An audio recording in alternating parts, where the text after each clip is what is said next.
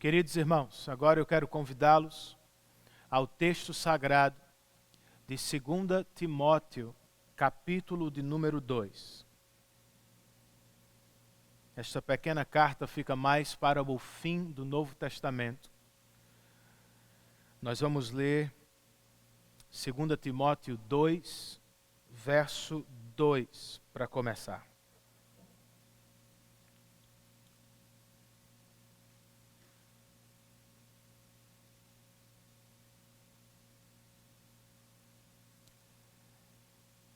Irmãos, eu cansei de trabalhar em casa. E eu não estou falando desse tal de home office. Me refiro mesmo aos trabalhos domésticos. E este cansaço tem nome. Não é Sabrina, se você estava se perguntando. Para ser ético, eu vou chamá-lo apenas de meu vizinho. Sim, a culpa é dele. Pois toda vez que eu olho pela janela, o abençoado está trabalhando naquele quintal. Eu já não aguento mais ouvir Sabrina me dizendo: ah, o vizinho está limpando o quintal. Ah, o vizinho está fazendo o jardim.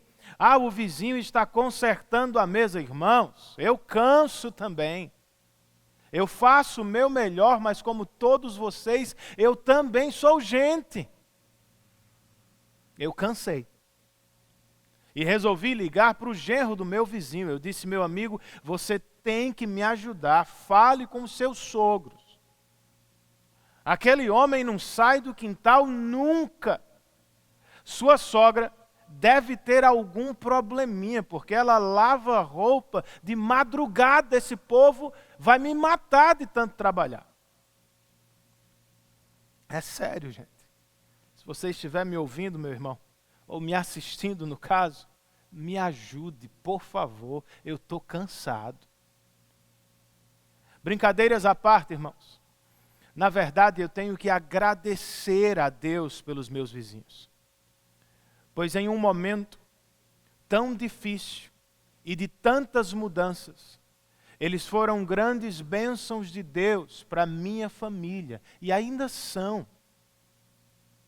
E falando especialmente do meu vizinho, eu tenho que dizer o seguinte: ele pouco fala em público, mas não tenha dúvida, meu irmão, eu aprendi muito com suas ações.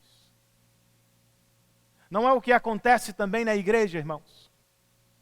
Nós aprendemos uns com os outros, nós crescemos uns com os outros, nós acompanhamos uns aos outros. Como ouvimos no último sermão, nós somos cooperadores de Deus na missão de fazer discípulos, todos nós.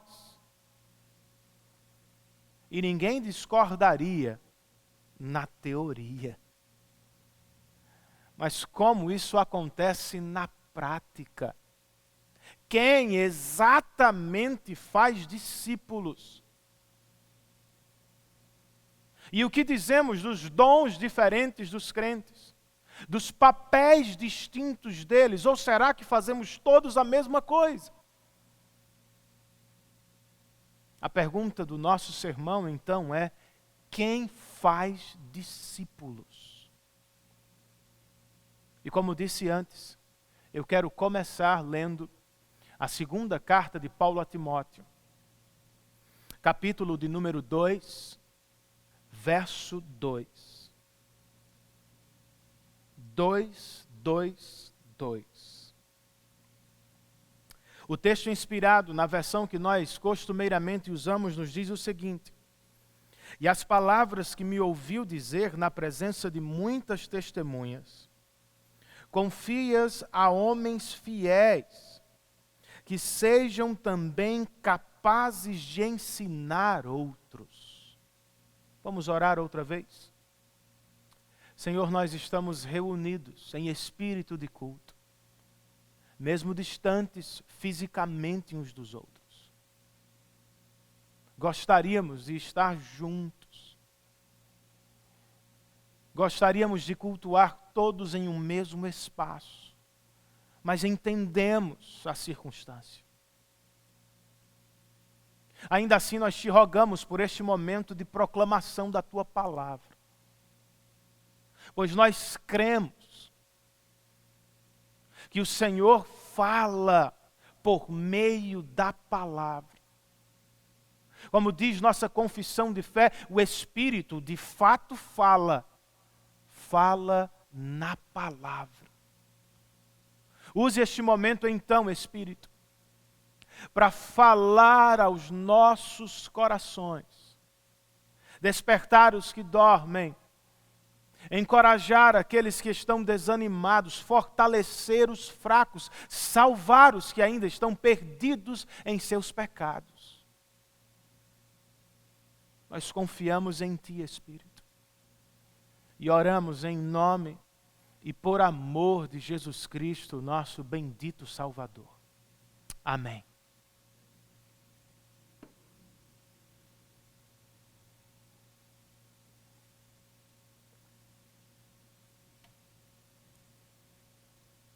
Sem querer demorar neste texto,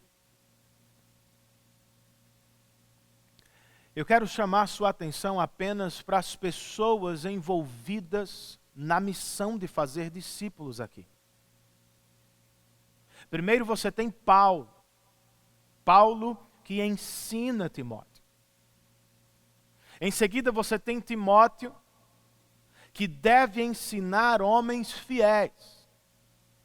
Estes últimos, por sua vez, precisam ensinar outros homens.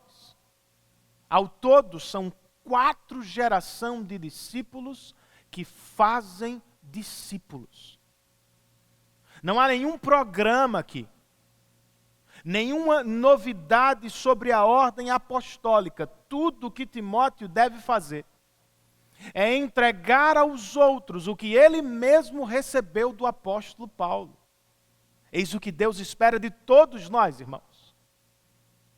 A missão de fazer discípulos é de todos nós.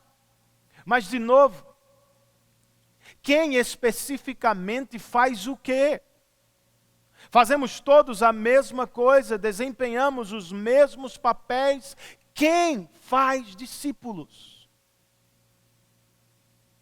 Eu quero repartir com vocês 3 respostas a partir de textos diferentes. Outra vez é um sermão temático. E a primeira delas é a seguinte: quem faz discípulos? A igreja local faz discípulos. Quero convidá-lo agora a abrir comigo em Hebreus capítulo 10. Se você está em Timóteo ainda, Hebreus fica logo à sua direita. Alguns livros. Por favor, abra comigo em Hebreus capítulo de número 10. Nós vamos ler os versos 24 e 25 deste capítulo.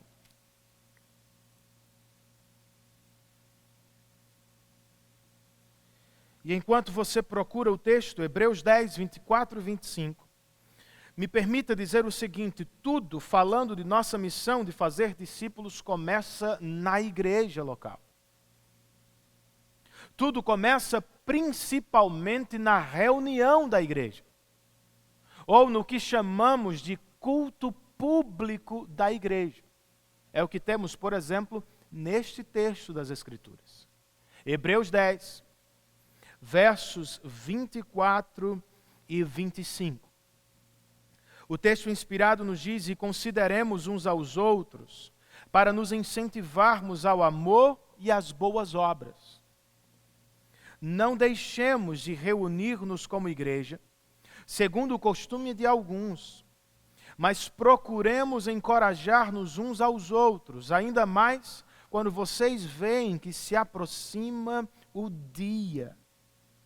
Comentando esta passagem, em seu livreto Discipulado, o pastor Mark Dever escreve: o alvo deste texto é ver cristãos ajudando cristãos a seguir a Cristo. E como se alcança este alvo? O autor de Hebreus nos diz que é através da igreja. A igreja simplesmente se encontra para cultuar a Deus.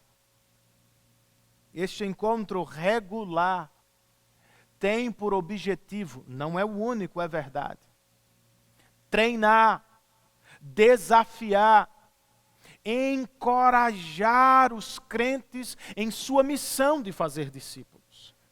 Por isso eu disse antes que tudo começa no culto público da igreja. Mas obviamente, irmãos, não é onde termina a missão de fazer discípulos. O que acontece na reunião da igreja, por assim dizer, tem que reverberar através de todas as esferas da nossa vida, família, trabalho, amigos e irmãos. É o que vemos repetidamente nas cartas do Novo Testamento. A título de exemplo, eu vou citar 2 passagens, e se você quiser, tome nota delas. A primeira, Colossenses 3,16. Paulo nos diz: habite ricamente em vocês a palavra de Cristo. Ensinem e aconselhem-se uns aos outros com toda a sabedoria. 1 Tessalonicenses 4,18 registra: consolem-se uns aos outros com essas palavras. No capítulo 5 da mesma carta, nos versos 11 e 14, o apóstolo escreve: exortem-se e edifiquem uns aos outros, advirtam os ociosos, confortem os desanimados, auxiliem os fracos e sejam pacientes com todos. Em resumo, irmãos, o discipulado acontece na igreja. É a igreja local que está fazendo discípulos no Novo Testamento. De novo, ninguém discordaria desta afirmação na teoria. Mas não é o que vemos na prática sempre. Ver a igreja fazendo discípulos é o sonho de todo pastor. No entanto, o que acontece mais comumente é o seguinte: o envolvimento dos membros se restringe a algo administrativo. Os membros querem fazer na igreja o que eles já fazem no mundo. Digamos que você é um engenheiro. Você vem à igreja como um cristão, se torna membro. E o que você quer fazer aqui? Cuidar do patrimônio da igreja, da manutenção da igreja. Você é um médico, cuida de pessoas no hospital de segunda a sexta. Você vem à igreja e você quer cuidar dos membros da igreja. Nada contra. Nós precisamos do seu expertise profissional também, mas nós não podemos esquecer a missão, irmãos. Nossa missão enquanto igreja não é construir prédios, é edificar a igreja. Não podemos cuidar meramente da saúde física dos nossos irmãos. O que Deus espera de nós é que cuidemos da saúde espiritual uns dos outros. Logo, o que sonhamos, o que esperamos para a nossa igreja é o seguinte: um cristão que é médico, professor, zelador, engenheiro, pedreiro durante a semana, mas que aos fins de semana, ou em uma noite específica da semana, se dedica à missão de fazer discípulos de Cristo. Nós queremos ver aqui o que os autores de A Treliça e a Videira chamam de ministério da proclamação democratizada da palavra. Em outras palavras, o que nós mais queremos é que o ministério da palavra não se restrinja ao púlpito, à sala de aula, ou aos nossos cultos, mas que ele cresça, se desenvolva e seja visto na vida de cada membro da nossa igreja. Este é o sonho, pastor Renan. Mas como isso se dá? O que seria essa proclamação democratizada da palavra? Uma coisa ela não é, irmãos. Proclamação democratizada da palavra não é uma explosão desordenada e caótica de ensinos ignorantes, falsos ou tolos, onde os crentes, cada um monta seu próprio púlpito e prega a sua própria mensagem. Não! Nós proclamamos a mesma palavra. Por isso nós precisamos aprender sempre, ao ouvir o sermão, na leitura de um bom livro, em um discipulado com um irmão mais velho. Nós não queremos emitir opiniões, falar do que achamos, nós queremos pregar a palavra de Deus. Dito isso, eu tenho que acrescentar o seguinte: a proclamação da palavra pode acontecer de diversas formas. Ela é sempre fundamentada na palavra, quase sempre é feita com a palavra aberta, mas não tem uma única forma. Pense, por exemplo, na conversa com seu filho no carro, ou no bate-papo com os irmãos da igreja, depois do culto sobre o sermão, ou em uma conversa evangelística com seu vizinho à porta do seu apartamento.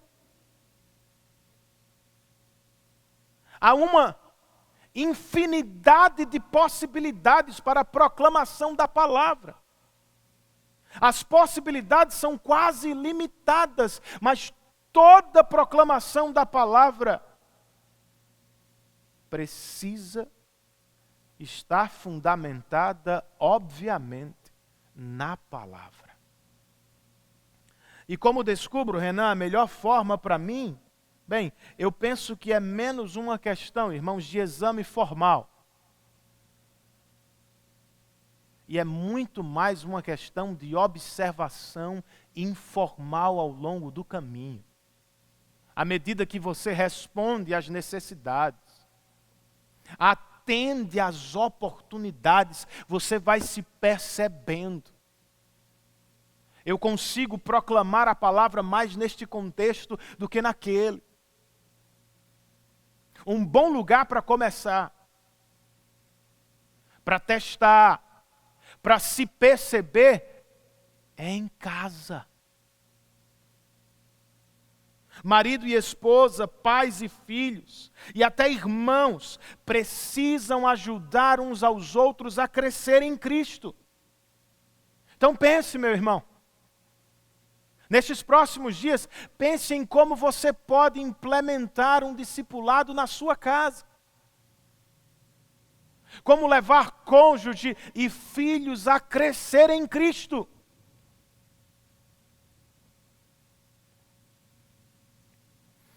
Voltando à pergunta do nosso sermão, quem faz discípulos? A primeira resposta foi: a igreja local faz discípulos. A segunda resposta é: os pastores da igreja local fazem discípulos. A igreja local é a arena natural do discipulado. É com quem cumprimos a missão. Mas qual será o papel dos pastores? E o papel dos membros da igreja local? Para falar primeiro dos pastores, eu quero convidá-lo a abrir comigo na carta de Paulo aos Efésios. Se você ainda estava em Hebreus, volte alguns livros para a sua esquerda. Rapidamente você deve encontrar Efésios. Eu quero ler com vocês o capítulo 4, do verso 11 ao verso 16.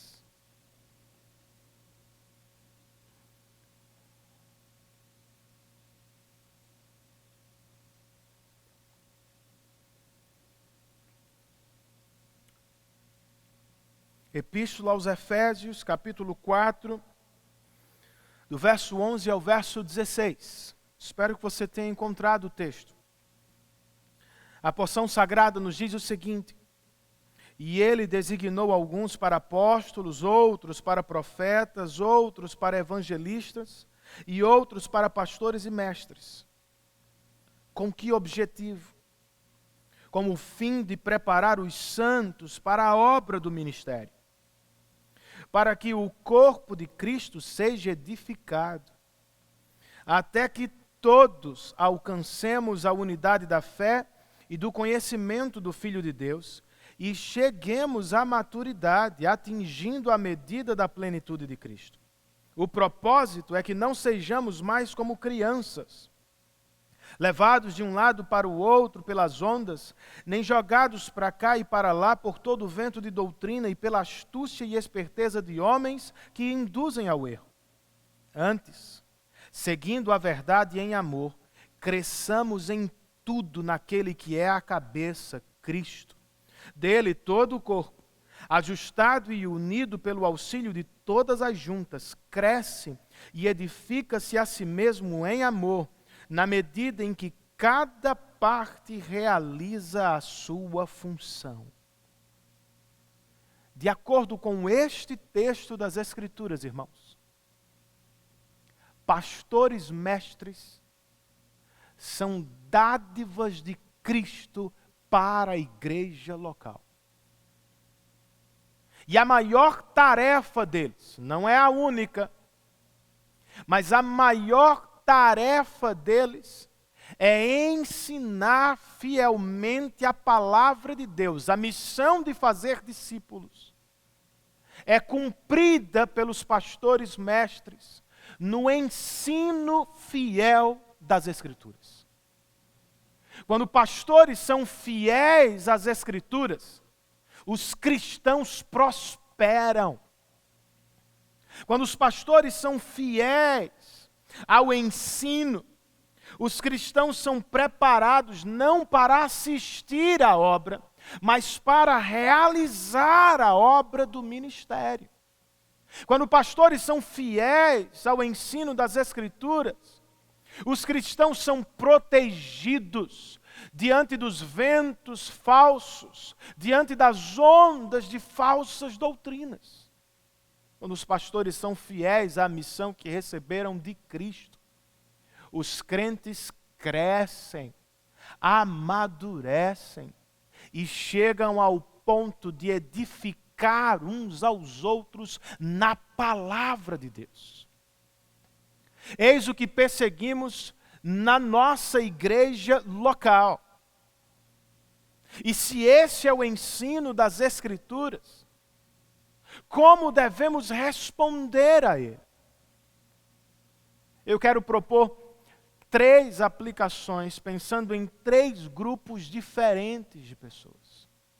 A primeira delas, se você é pastor comigo nesta igreja local, se você é um mestre auxiliar da equipe pastoral, por favor, meu irmão, não se afaste de sua principal missão, ensinar a palavra de Deus ao povo de Deus.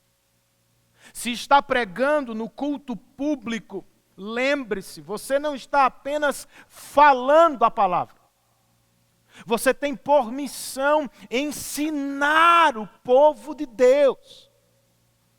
O sermão dominical não é a ocasião para um homem só falar. É a oportunidade de uma multidão aprender. Se está visitando os crentes desta igreja, não só tome café, não só coma uma fatia de bolo, Visitar os irmãos aqui é encorajá-los, fortalecê-los, edificá-los com a palavra.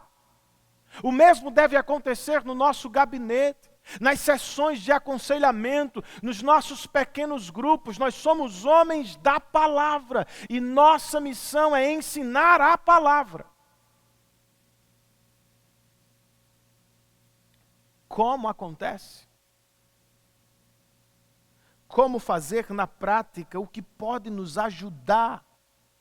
Bem, eu diria que andar perto das ovelhas vai nos ajudar bastante na preparação dos estudos e das pregações. Você vai se lembrar delas.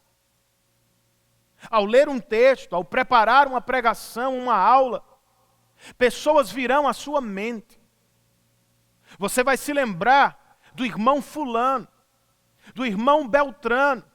Você vai desejar pregar aquele texto para confortá-lo em seu problema, para encorajá-lo em sua dificuldade.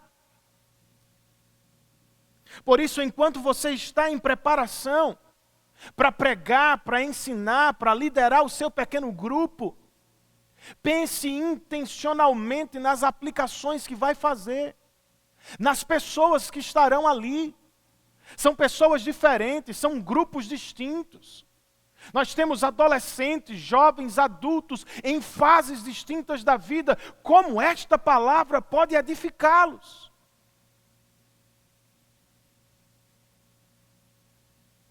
E ao pregar ou ensinar, ajude as pessoas a ler a Bíblia.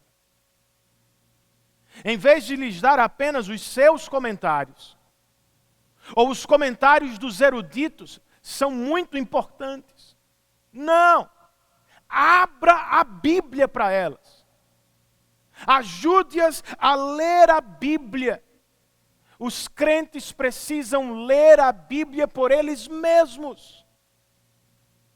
Fale das palavras importantes, das expressões importantes. Mostre o fluxo do texto.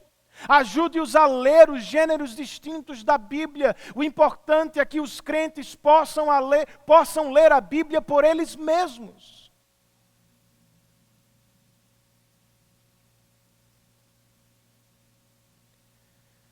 Agora, se você é um membro de nossa igreja, qual deve ser sua resposta a este ensino de Efésios 4? Qual é sua responsabilidade? Como membro de uma igreja local, escreve o pastor Mark Dever, você tem o dever de suportar os pastores mestres. Com suportar os pastores mestres, o pastor Dever está dizendo: ame-os, encoraje-os, ore por eles e reparta com eles. Desde que seja possível, irmãos, os pastores mestres no Novo Testamento vivem integralmente para o ensino da palavra. Logo, é responsabilidade dos membros da igreja amar, orar e suportar os pastores mestres da igreja local. Além de suportá-los, o pastor Dever nos lembra que os membros da igreja devem se tornar praticantes da palavra. É responsabilidade dos crentes. Nós não podemos apenas ser bons ouvintes. Precisamos orar a Deus. Senhor, nós queremos ser praticantes da Tua palavra. E é por isso, irmãos, que para ajudá-los, nós insistimos tanto no que chamamos de esticar os efeitos do sermão. Não podemos esquecê-los rapidamente, abandoná-los já na segunda. Precisamos meditar neles, discutir sobre, fazer perguntas uns aos outros. Queremos crescer no conhecimento e na prática da palavra de Deus. Por fim, se você congrega em uma igreja que tem pastores mestres que se dedicam ao ensino da palavra com fidelidade e amor. Seja grato a Deus por eles e os veja como presentes do Senhor para a sua vida. Se este não é o seu caso, se você não congrega em uma igreja que tem pastores mestres, e aqui outra vez eu estou citando o pastor Mark Dever, você precisa considerar seriamente a possibilidade de mudar-se de igreja. Por mais que goste das pessoas, por mais que esteja habituado ao ambiente, se não tem pastor mestre na igreja, seu discipulado estará prejudicado. Seu crescimento em Cristo está limitado, pois diz Paulo, pastores mestres são dados por Deus à igreja para o crescimento dela. Todos nós precisamos de igrejas assim. Igrejas que têm pastores mestres para nos ensinar. Voltando outra vez à pergunta inicial, quem faz discípulos, irmãos? A igreja local, os pastores mestres, e nossa última resposta é: os membros da igreja local fazem discípulos. Para fundamentar essa verdade, eu quero ler com vocês a primeira carta de Paulo aos Coríntios, capítulo de número 12. Outra vez, alguns livros para a sua esquerda, se você estava em Efésios. 1 aos Coríntios, capítulo 12. Nós vamos ler os versos 4, 5, 6 e 7.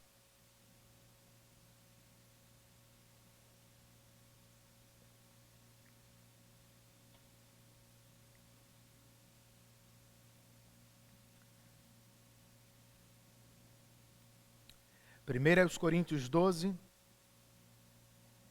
verso 4. O texto nos diz: há diferentes tipos de dons, mas o Espírito é o mesmo. Há diferentes tipos de ministérios, mas o Senhor é o mesmo. Há diferentes formas de atuação, mas é o mesmo Deus quem efetua tudo em todos. Verso 7. A cada um, porém, é dada a manifestação do Espírito, visando ao bem comum. Esta passagem, irmãos, descreve o que encontramos em uma igreja local. Há diferentes dons, diferentes ministérios, diferentes formas de atuação. Paulo está falando da diversidade dos dons dos crentes. De onde vem esta diversidade? De um mesmo Espírito, de um mesmo Senhor, de um mesmo Deus que efetua tudo em todos. E com que propósito há tanta diversidade entre nós? Paulo nos disse no verso 7. Para o bem comum da igreja. Ao final desta longa e importante porção de Coríntios, que trata dos dons, o apóstolo escreve: portanto, o que diremos, irmãos? Quando vocês se reúnem, cada um de vocês tem um salmo, ou uma palavra de instrução, uma revelação, uma palavra em uma língua ou uma interpretação. Tudo seja feito para a edificação da igreja. Em outras palavras, qualquer que seja o seu dom, você precisa usá-lo para a edificação da igreja. E de todos os dons listados por Paulo aqui, ele nos incentiva a buscar especialmente o dom da profecia, irmãos. Ou seja, falar a palavra de Deus uns aos outros, para a edificação da igreja. O sonho do apóstolo e o sonho do conselho desta igreja é o mesmo: ver todos os crentes falando a palavra de Deus para a edificação da igreja. De novo, nós temos de dizer, na teoria é fácil. Nós sabemos que deve ser assim. No entanto, precisamos ser realistas. Muitos crentes não vivem desta maneira.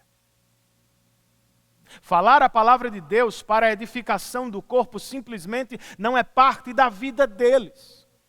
Não é parte da cultura deles. Alguns até querem, outros até tentam, mas acabam esbarrando em duas grandes barreiras: constrangimento no falar ou falta de confiança para falar. Como podemos ajudá-los? Como podemos ser ajudados? Comecemos com a questão da motivação. Por que começar pela motivação? Porque, por mais difícil que seja para alguns, nós sempre damos um jeito de falar o que é importante. Alguns têm mais dificuldades, outros têm mais facilidades.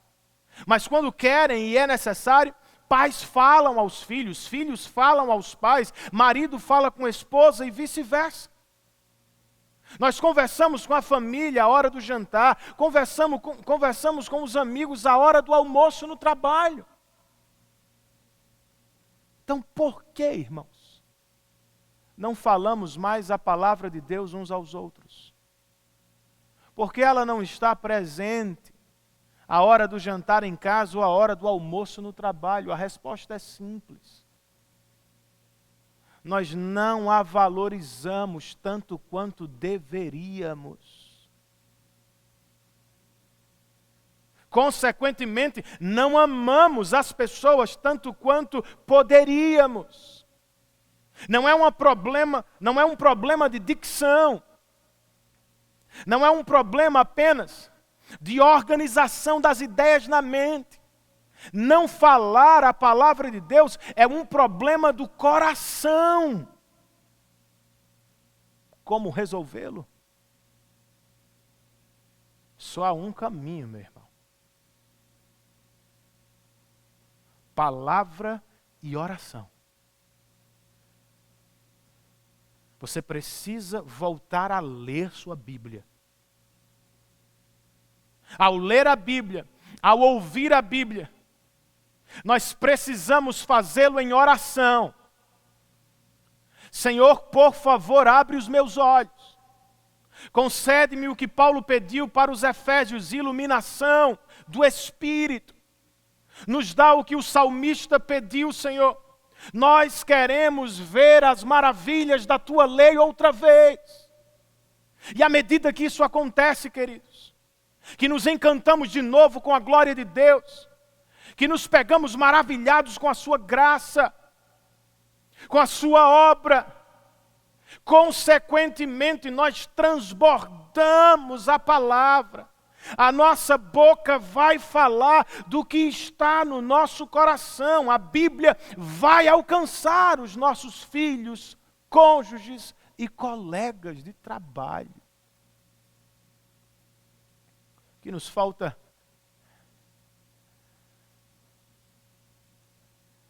é o encantamento outra vez com a palavra de Deus.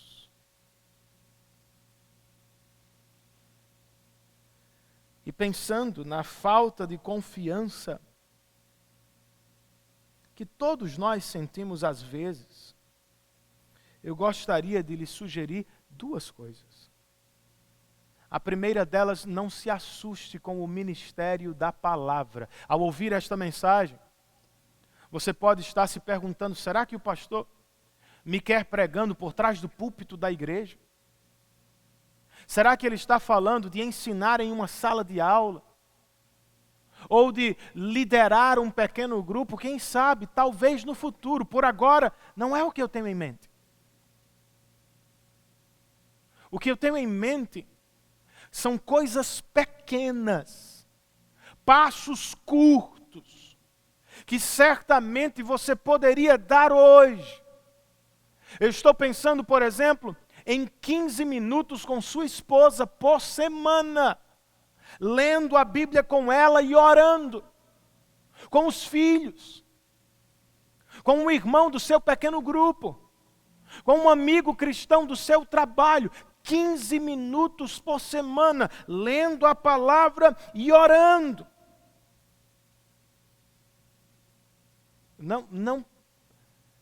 Não pense que eu estou falando de grandes coisas.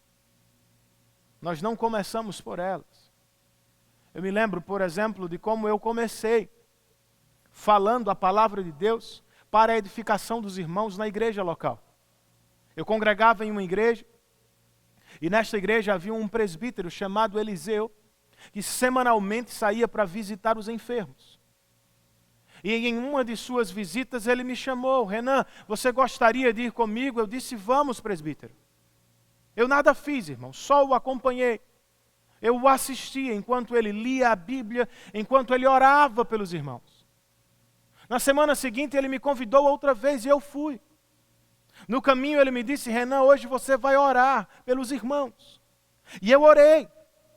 Na semana seguinte era eu que estava ligando para ele: presbítero Eliseu, o senhor vai fazer alguma visita hoje? Eu fui, irmãos. E ele me disse: hoje, Renan, você não apenas vai orar, você vai ler um texto e vai repartir uma breve aplicação para a edificação dos irmãos que estão doentes. Estes foram meus primeiros passos, irmãos, proclamando a palavra de Deus para a edificação da igreja. Poucas pessoas, em um lugar restrito, sob a supervisão de um presbítero. Não pense que eu estou falando do púlpito, da sala de aula, eu estou falando da sua mesa de jantar, de um único amigo de trabalho, de um único irmão da igreja. Se aventure.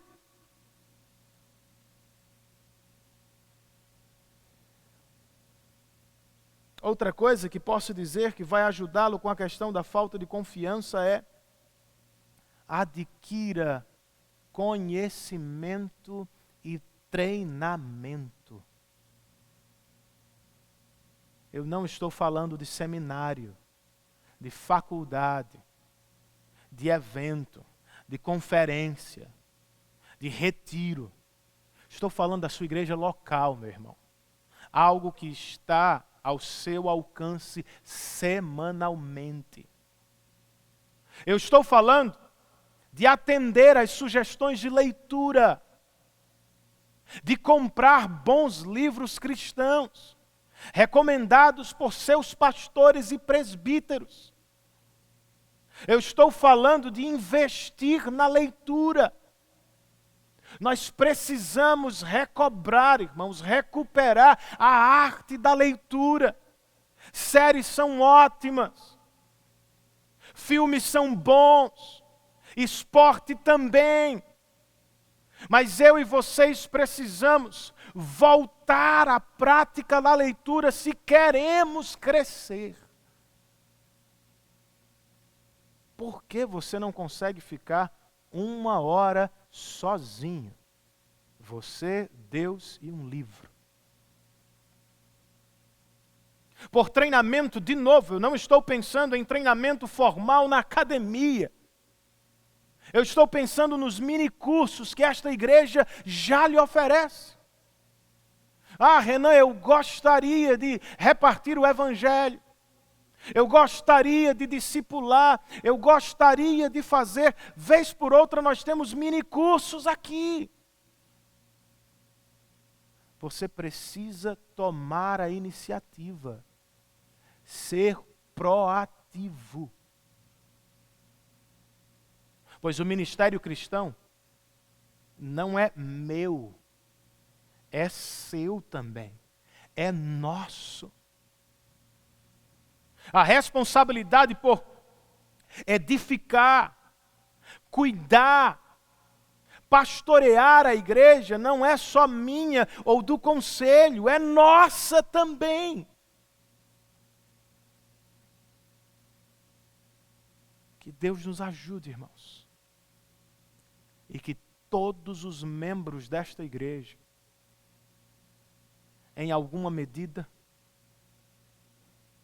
se envolvam com a missão de fazer discípulos de Cristo aqui. Voltando à questão do meu vizinho, irmãos, por mais que eu esteja cansado de tanto trabalhar, eu tenho que agradecer.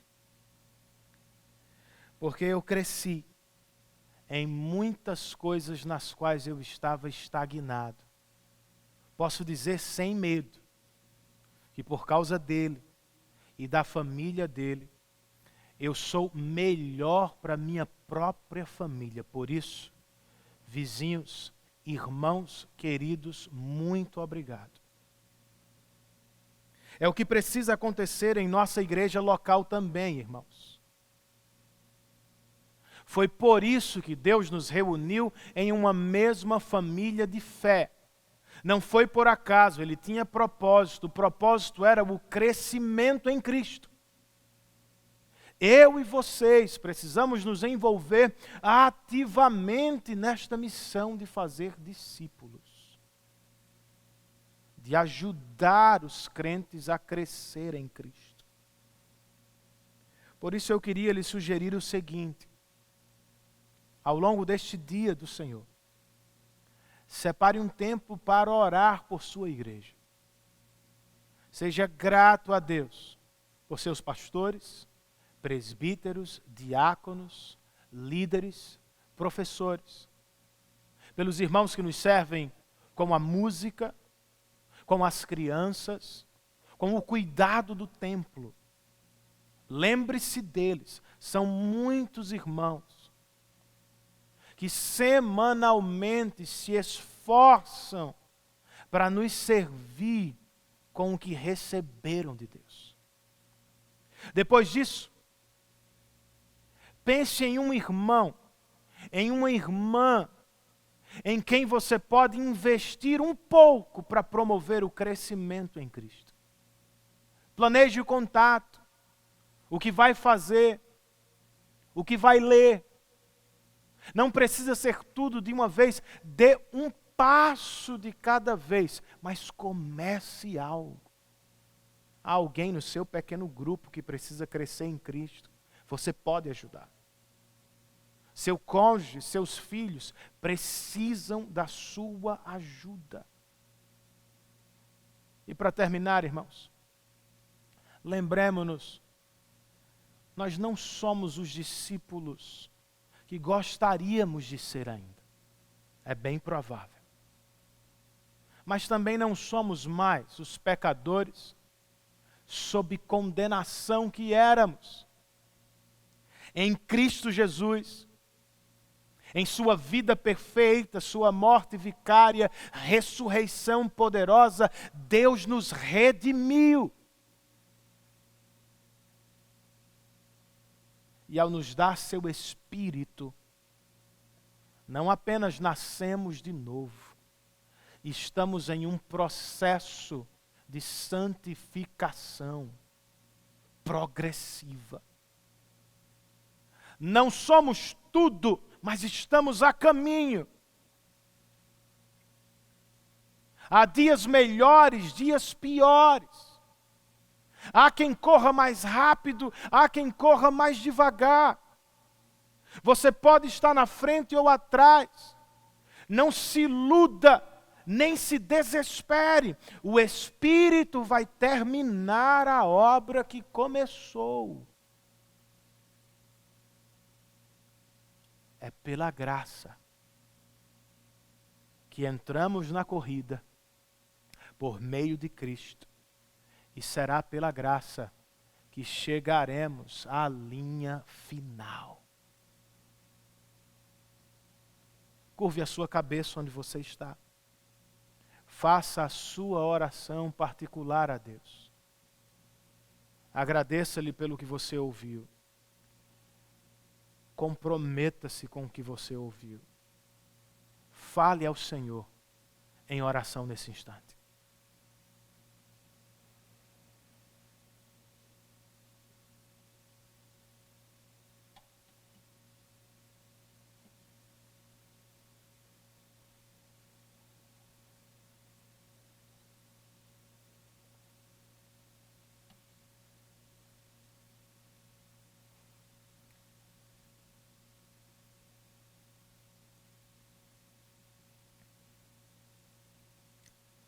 Senhor, nós queremos te render graças por tua palavra. Nós sabemos que ela é viva, eficaz, que ela não volta sem cumprir o seu propósito. Faz tua obra em nós, Espírito. Desperta-nos. Encoraja-nos, exorta-nos. Dá que façamos bom uso do que ouvimos neste dia que se chama pelo teu nome. Que haja crescimento em nós e a partir de nós. Nossos filhos precisam da nossa ajuda, Senhor. Nossos cônjuges carecem do nosso auxílio. Nossos pais, nossos irmãos em Cristo. O Senhor nos uniu em uma família de fé.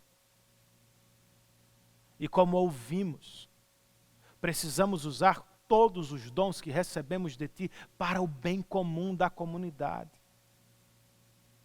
Ajuda-nos a fazê-lo. Dá que todo crente desta igreja esteja crescendo e promovendo o crescimento de seus irmãos. Que não estejamos aqui apenas assistindo alguns, mas que todos se envolvam com esta missão de fazer discípulos. Ajuda-nos, ó Deus. Por Tua graça, nos perdoe, nos renove, nos encoraje ao cumprimento desta missão. É o que nós te pedimos, Senhor, em nome de Jesus e por amor a Ele. Amém. Nós vamos cantar uma última música agora. E logo depois, eu vou pedir, rogar a bênção de Deus sobre as nossas vidas. Cantemos ao Senhor. Alan, agora você vai cortar para a música. Depois você corta de volta para mim. Recebamos a bênção do Senhor, irmãos. Que o amor de Deus, nosso bendito Pai Celestial, que a maravilhosa graça de Jesus Cristo, nosso Senhor e Salvador, que a comunhão, o poder, o cuidado e a santificação do Espírito de Deus estejam sobre todos nós, bem como sobre todos os nossos irmãos espalhados pela face da terra, desde agora e para todo sempre. E todos nós dizemos amém. Se precisar de auxílio, você tem direções na descrição deste vídeo. Que Deus os abençoe e até o próximo encontro, irmãos.